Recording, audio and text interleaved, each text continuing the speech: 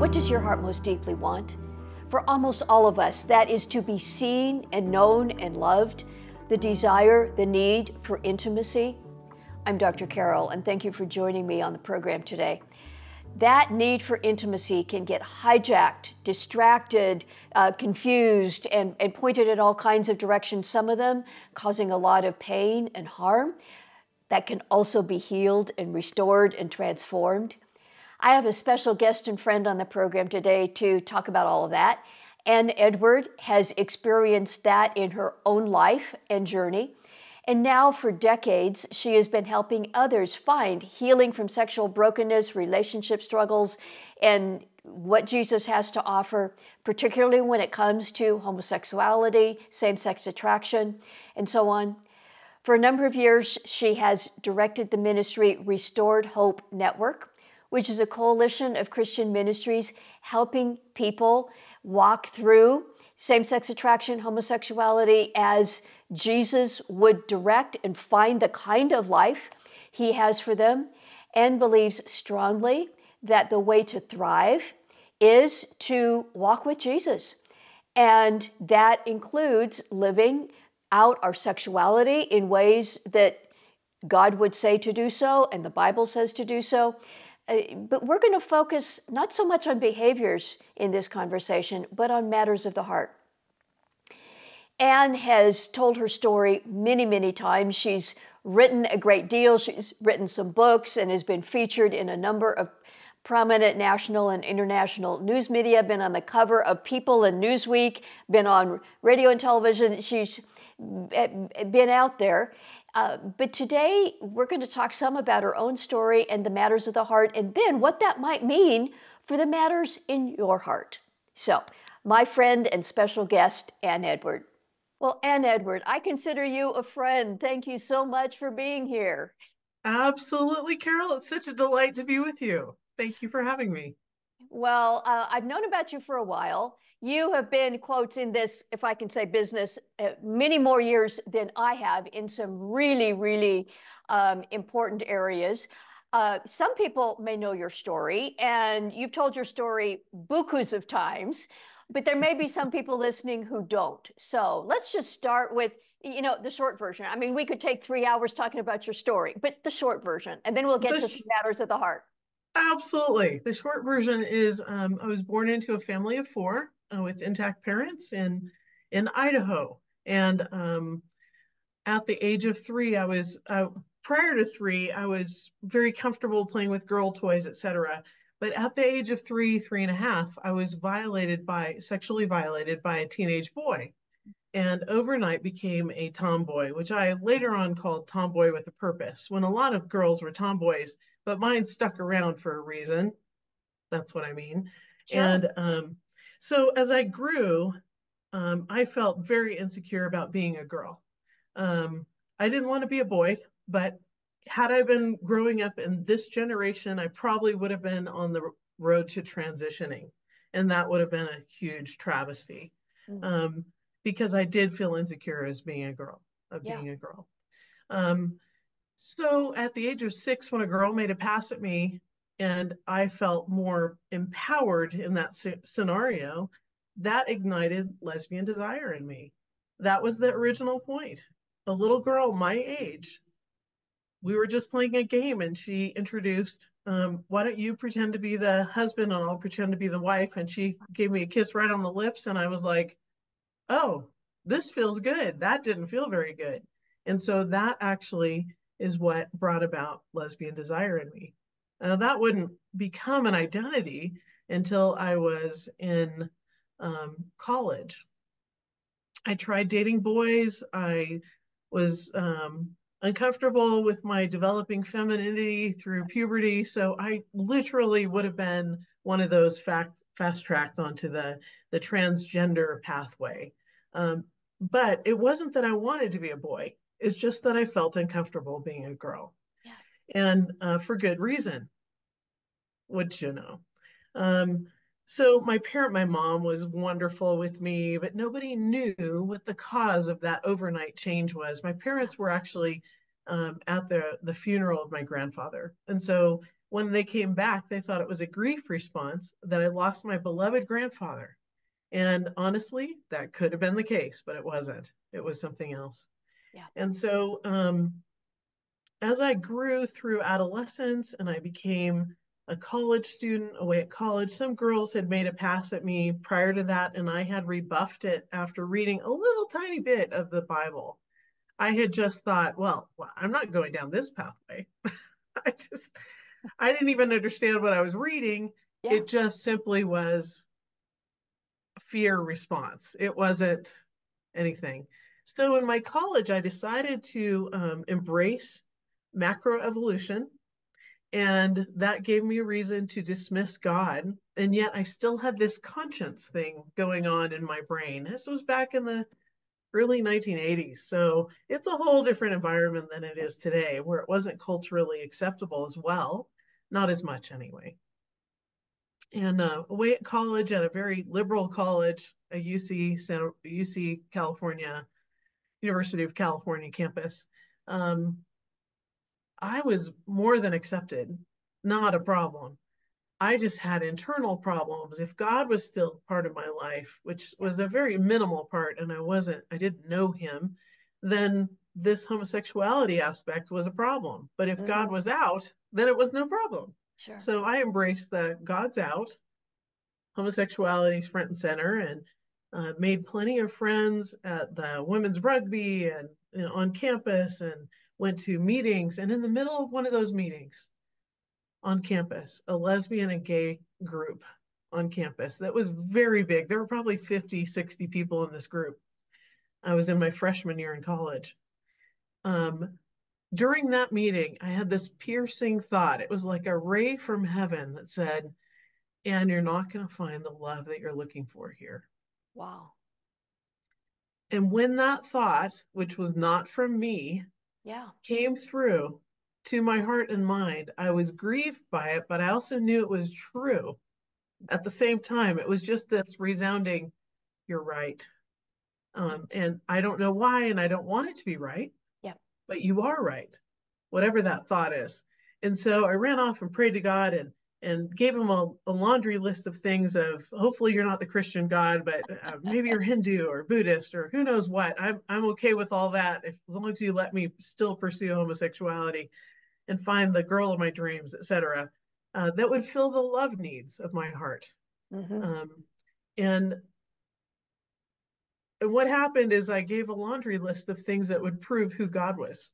And he met them all, but he proved himself to be the Christian God. And that would take another year of sharing with me a little bit about who he was and his pursuit of me as a result of me responding to that moment of truth, and crying out, even though I wanted to throw it out. So anyway, this became a long pathway, but in the end, I experienced the love of God in such a way that was absolutely compelling. He Mm. actually showed me that he existed in my second year in college. Mm. And when I saw the character of this God, which was full of truth and power, but full of kindness, I Yes. thought, wow, these people have him in their lives and I don't. Oh no, I want him in my life. So Mm. that was the beginning of my journey out of homosexuality. It wasn't because I was looking to leave homosexuality. It wasn't because I had destroyed my life through it, which I could have. I mean, there are plenty of stories I hear today. It was because there was something better offered to me, Good. and that began. And there was a lot of work to do in my life, including unraveling the understanding of what drove me in that direction in the first place, forgiving the person who had eventually forgiving the person who had violated me, Yes. and regrowing in the sense of goodness about it being, I'm glad I'm a woman. It's Mm-hmm. a good thing. Mm-hmm. I feel better about myself, so I don't need to grasp it from others. Yeah. And out of this whole journey, eventually came marriage, three sons. And now I'm, hopefully going to be a grandma. But my son, Alex, right here, just married Samantha 2 years ago. Oh. And you know what? I have a growing family. I wouldn't have had those three sons and my daughter in law and the potential of being a grandma, and I love little kids. Now, I just love nurturing them. I love Yep. nurturing bigger kids, growing them into adults. It's a passion in my heart, and that all would have been very challenged if not never have happened. Right. So Right. anyway, I'm so grateful that God has done the things I've done, even though I've walked through some pain along the way as well. Yeah. And now you are heading a ministry, a coalition of ministries, helping people deal with relationship and sexual brokenness and Yes. finding the healing and restoration. So, as God often does, He takes your story and builds it into something whereby others get bread from your story. So, Isn't that amazing? yes, It's just it really is. it's just astonishing. I'm still in awe of what God can do with a bit of a mess. When I surrendered to Him, I was doing drugs, I was drinking alcohol, I was sleeping around. I was like, I didn't have much to offer. It Yes, wasn't me. yes, It's He built something out of dust. He took the dust and made a crown of glory. I mean, he's just yeah, like, what? How did you do this? It's just yeah, amazing. I'm so grateful to Him. yes, That yes. grace and mercy of God is Mm. amazing, and His love. So, Well, I celebrate that as we all celebrate God. And thank you for giving that short version of your story. And I know there's so many layers there, but I want to ask about some of the matters of the heart that you already alluded to. One was your experience in the very early years of not feeling comfortable being a girl and not wanting to be a woman as you started to develop in puberty. sure. It has occurred to me that the experience so many people talk about today of the transgender movement and so on, especially among young girls. And I don't want to say it as a cause, but it makes me wonder the harm that women and girls have experienced. Why would I want to become a woman if that means I am going to be harmed for the rest of my life? Right. I'm just wondering if that is among the factors leading to some of what we see today.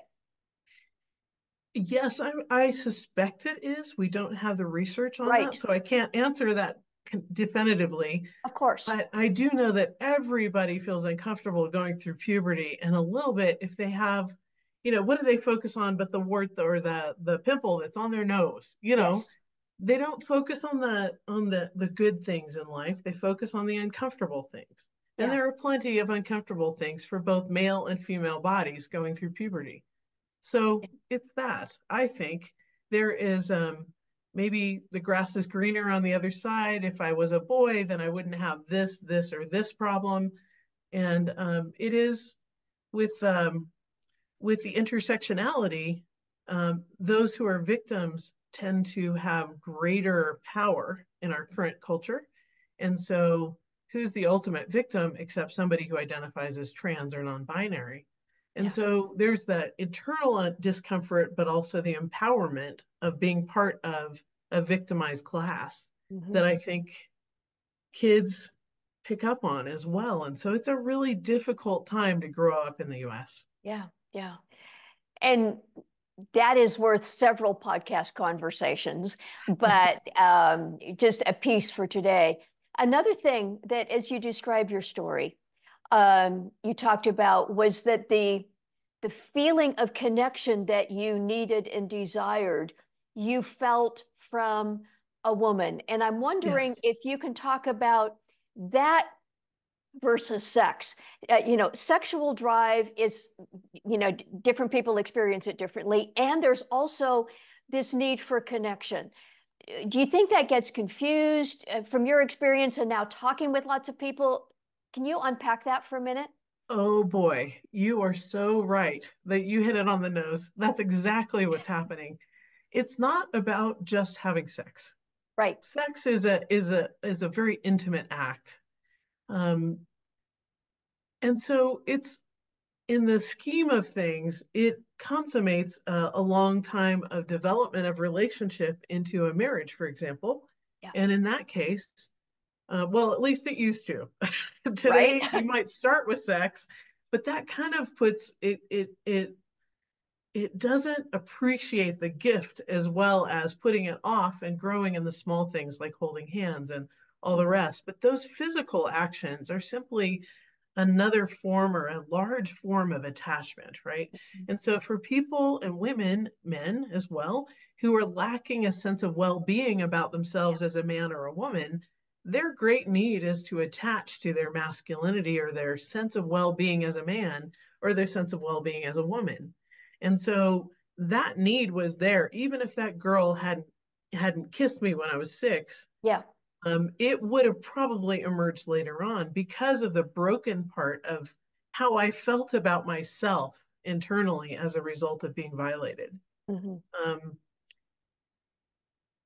it's a natural response to not feel good about being violated, um, and and that detachment, that thing that occurred in me of like, I'm going to protect myself by not feeling good in my own body, therefore that'll protect me from violation from males.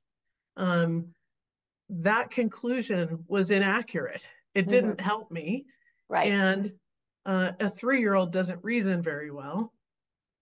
So, but nonetheless, it's an emotional response. And so, emotion and connection made all the difference in the long run of overturning that lie. Um, Yeah. it didn't happen until after I was a born again Christian and I was walking out this pathway. But there was a point about 3 years into after I gave my life to Christ that I remember I was at a worship setting, and the lady leading worship was a friend. And Hmm. I recognized her beauty in that moment. And I thought to myself, that would have normally been a trigger for my desire because she is just beautiful. Yeah. How do I connect with her? How Yes. do I, her worshiping God and just the character that was coming out of her and her, she was just shining forth this kindness and mercy. And I thought, and that moment, something unusual happened for me. Instead of attraction, sexual attraction, it was attraction, but attraction on a human level Sure. between, wow, she is beautiful. Instead of trying to assume that or gain it, grab it, and pull it in, what happened in my mind at that very moment was, how do I become more like her? Mm. Huge difference Yes. in way of thinking. And Yes. instead of trying to grasp her and pull her in and then make it mine that way, I asked her, well, how did you do this? What's Mm. going on in your life? Tell me more. I want to learn from you. And that Yes. became a mentor mentee situation as opposed to a, wow, I'm lusting after you, Yes. which wouldn't have fulfilled the need in the first place. Right. But the need Right. was to learn from her. So that happened when I was probably 24-ish. Hmm. I'm now 60, so it's been a while. But I Yes. still remember that moment. Yes. And then that kind of moment began happening more once I realized it could happen. Hmm. It never occurred to me before. Yeah. And as I was with the women at my church, and they knew my story, they knew what I was dealing with in life, and yet, this airline attendant who was going to that particular church, she was just beautiful in her attitude and her heart and her just her countenance was so lovely. Everybody wanted to be friends with her. But one day I walked in and she threw her arm around me and pulled me in and said, Anne, people say that we look like sisters. And I am just thrilled about that, she said. And I thought to myself, you what? I'm sorry. Huh? I don't, this doesn't compute. Help me. And, but women like her began caring for me, drawing me in, giving me hugs without the intention of sexuality, but Yeah. rather just building me up as a woman. They saw things in me and they began saying what they were. And that was unusual. I'd never had that experience my whole life. Yeah. Um, and so the bonding took a different turn and it became more intimate, actually. Yeah. I would say that real sharing from the heart felt more intimate than any of the ways I'd experienced prior with women. Yes. Thank you for saying that. Um, just taking the clothes off your body is not doesn't equal intimacy. No, Uh, it's not the heart aspect, is it? yes, yes. And we all need that, regardless of age or gender or relationship status. God created us to need that connection that is intimacy. And I believe that our culture has sexualized, our pornified culture has sexualized that need for intimacy. Um, Which we all need. yes, We all need. Little girls who are best friends are not lesbian. They just need best friends. right, They need to connect. right, And vice versa, all throughout the ages. right. Oh goodness. Just because And someone else you notice their beauty or their attractiveness or their handsomeness doesn't mean I yes, want to go have sex with so and so. right, You right, know, in exactly. fact, that's part of the human experience. And it is a giving aspect to say, wow, you're really radiant today. You're That's good. sharing and showing the character that is so beautiful that people need to see. And I'm grateful to be your friend. That's good. Those are intimate words. But That's good. that pathway actually took me from seeing myself as a hopelessly lesbian woman that I had no control over to actually bonding appropriately and intimately with my members of my own sex that had nothing to do with sexuality, Yeah, but built me up. And then by the time my cup, my need for female connection was being filled up, at that point I recognized I'm an awful lot like other women. yeah, I'm yeah, actually feel good about that. I like it. And I don't need from them the same things I used to need or think I used to need. And yeah. so at about 25, 26, I noticed that men were really different. I know this is really odd, right? I mean, of course they're different, but they are different. They're intriguing and they're not at all like me in some Hmm. senses. Hmm. In many senses, they're human just like me, and they have interests that could be like mine and so on. But then all of a sudden, it came to realize that the hugs, the side hugs, and the big old bear hugs that I give my male friends, no wonder why they were falling for me. Yeah. I mean, it's just like growing up all of a sudden. And I began to respect the differences. And the respect for the differences between myself and my male friends uh, began to build in room for me to relate differently and to make special room for one special man. And Yeah, that eventually ended up with me getting married. I mean, yeah, it was like growing up at the age of 24 and going through puberty. I remember I was completely jealous with a beautiful friend of mine named Pam who was dating this fellow I thought was super attractive.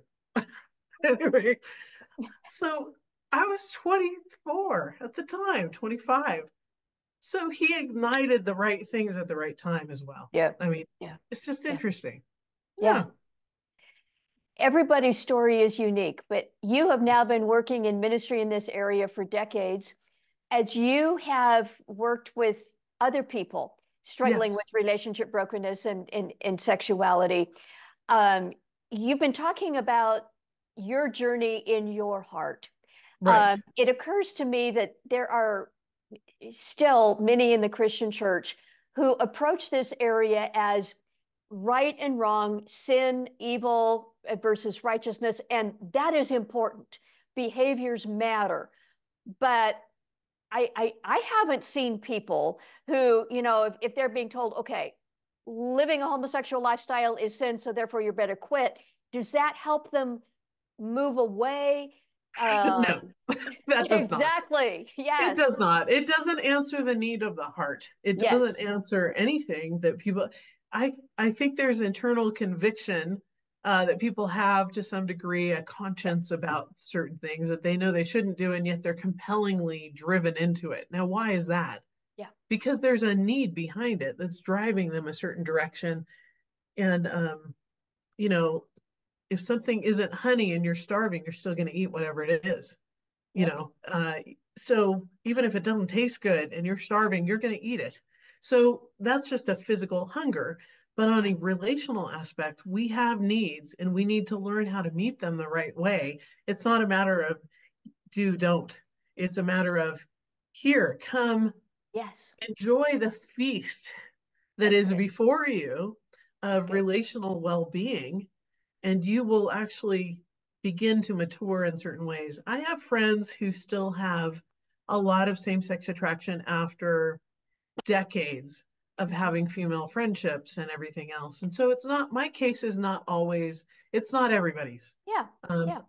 a lot of people, it seems to me, the majority of people, about 70%, who get help with some of these topics in their lives, and they walk through, say, a year of focused discipleship and relationship growth.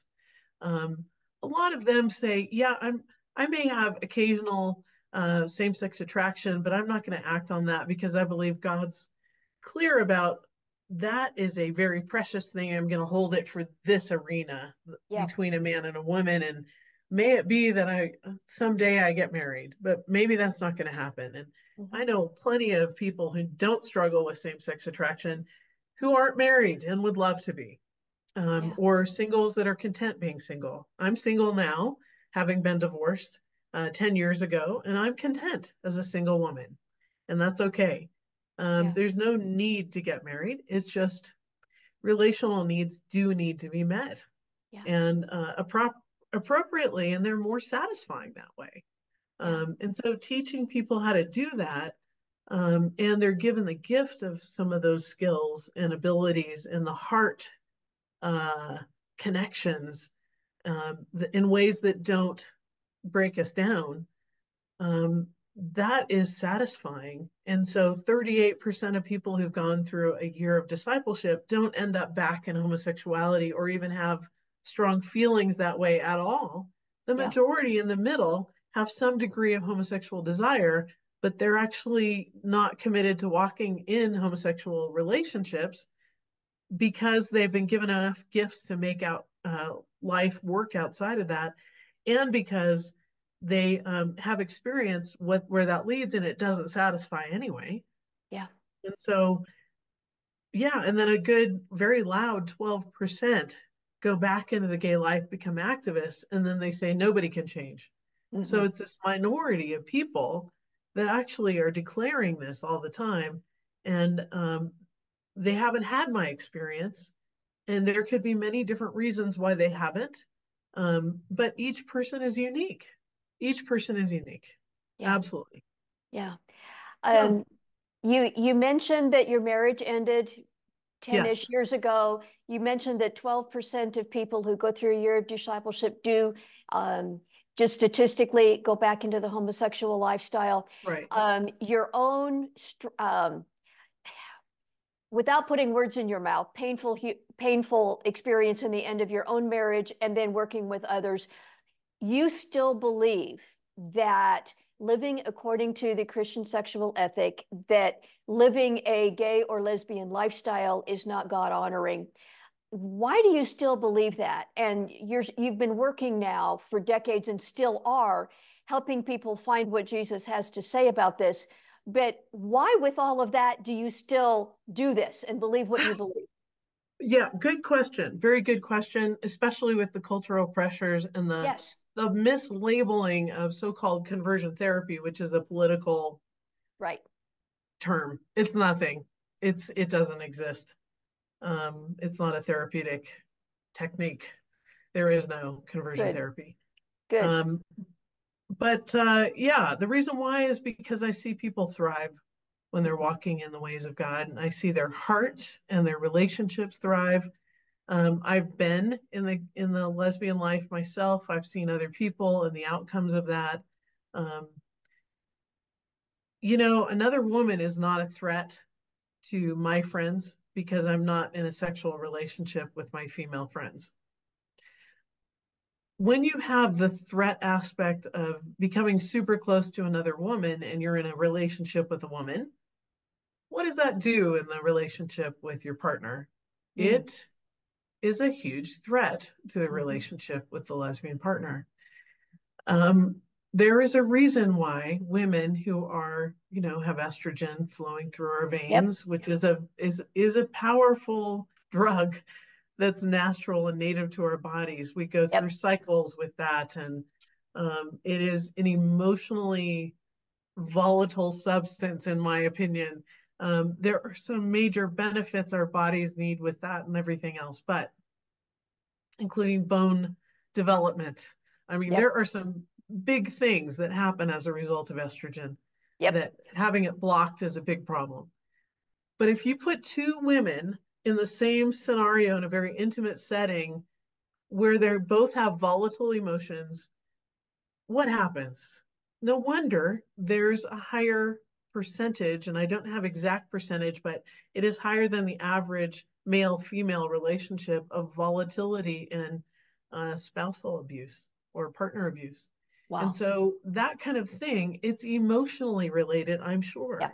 Yeah. And the fact that any other relationship with a man could be threatening to the relationship Yeah. with another female friend, that's threatening to the relationship. Mm. And so it creates this distrust and the fear between the partners, which is combustible, especially add in estrogen.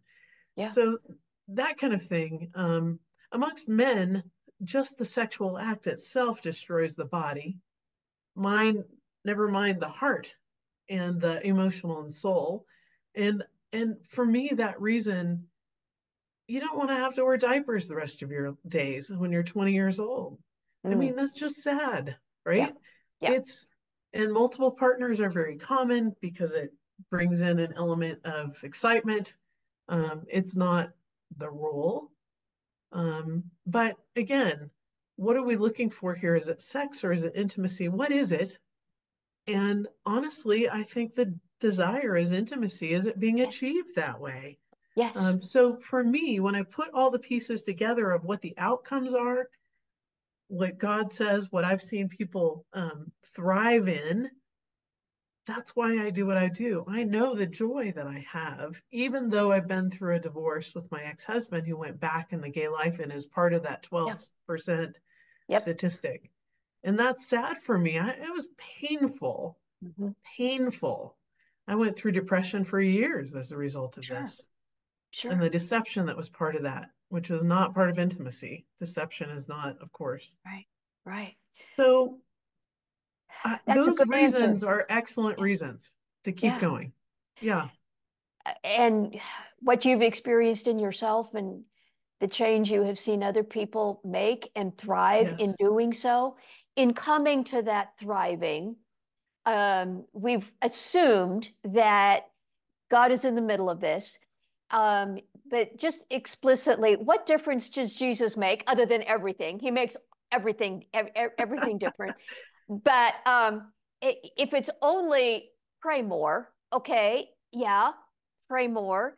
But sometimes that I think can kind of be a spiritual bypass. It's not that you don't pray, but what's the package a little bit more in somebody who may be struggling with these heart needs for intimacy, same-sex attraction, this whole package? Right. The most common prescription from the church would be to say, pray more, read your Bible more, Yeah, and have accountability. yeah, Like, and that's not bad. Those aren't bad tools. They right. are, they get you involved with God. If you think of prayer in the sense of talking with God in an intimate conversation, that is very precious. Yes, But what's really powerful is not just the vertical relationship with God, but His enabling of the horizontal aspects of yes, life, yes, and His using others to feed in what is missing in our lives. So, for example, prayer was used for me in a very powerful way about 5 years into my walk with Him, and in growing in relationship with other women in a non-sexual way. That was great. But what I hadn't done is prayed through all the things that I had, um, all the missteps that I'd made along the way, yeah, yep, and hearing his heart for me in the midst of being known. Huge. yes, And so what I did, there's a step that I think is very important, is taking our faults, failures, our one soul unions, our flesh unions, or where we've invested our bodies with somebody, we've left a little piece of ourselves there. That's Yep. even true physically on a biological standpoint, right? Yep. But in a spiritual sense, I wanted to bring all of that before God and be known by Him and also forgiven, and to put the cross, essentially the completed work of Jesus, who paid for all my sin, between myself and that person, to put us in proper relationship, Mm. and doing that in prayer with others who were putting their hands on my shoulder and praying with Sure. me. Yes. I can't tell you how powerful that was. It was another turn in my life of well-being. That's a huge step. Another one is listening to God, not Mm. just speaking to Him, but what is it? How do you see me, God? What Yes. is my identity? And I think bringing those questions into conversations with people and with Him, and reading the Word and just going, what do you think about me? Mm. What are your thoughts towards me? How do you see me? And Yeah. waiting and listening. I hadn't experienced that until I was about 22. I was in a concert, and Michael Card, who is an old time Christian singer, he was having a concert I was at, and he said, "Hey, we're going to stop the whole concert right now. We're just going to stop and listen for God. This might be uncomfortable. We're going to take 1 minute and ask God if He has anything to say, Mm. and just sit there, try to keep your mind quiet and listen and ask Him." And he said, "I'm going to heal you." And I thought, what is this? So Wow. anyway, He spoke life into me when I Yes. listened. There are so many other things, but the women, the horizontal relationships with God are such a huge part. But Jesus is the center point of that, and He's the one who made it all possible. He's the one who wants to redeem. He wants to save. He wants to Yes. transform us in a way that agrees with our nature that He created. He knows what He's doing. I can trust Him completely. In fact, He was the first man I could trust. I had resolved to not trust um, after that violation. It just Yes. became a heart condition. I didn't even Yes. know I'd made that conclusion. Yeah. And then He could ask me to relinquish different things that I was holding on to as truths that weren't true. Yep. Some men can't be trusted. Some men can, or is true. But I had decided all men couldn't be trusted.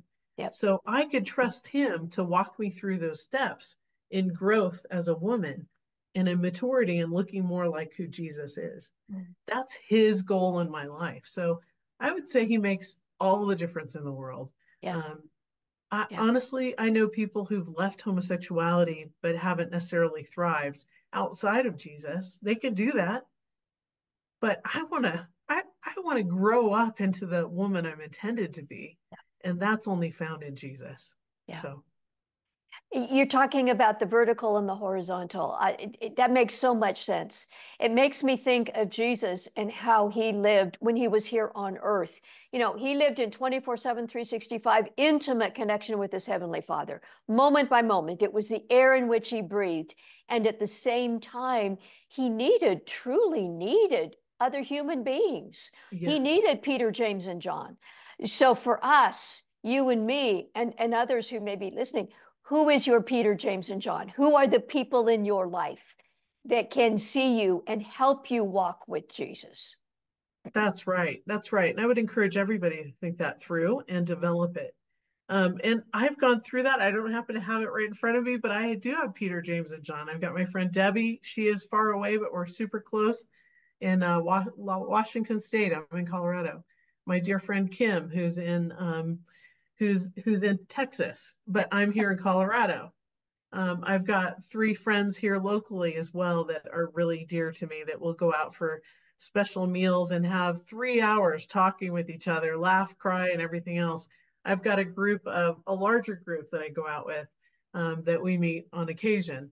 But yeah, so I have that intimate circle in different ways, long distance, short distance. And I know I need it as a woman and Yep. as someone who's come out of homosexuality. But just as a woman, I need Yes. that. Jesus Yes. needed that. And Yes. I'm my life is so rich as a result of it. Yes, so I'm grateful. Yes. And I believe that that's how God created us and is a critical piece in moving toward thriving. Well, Anne, I feel like in some ways we're just barely getting started, but this has been so rich. We're going to have the link under this video and in the show notes to the audio to Restored Hope Network, the organization that you direct.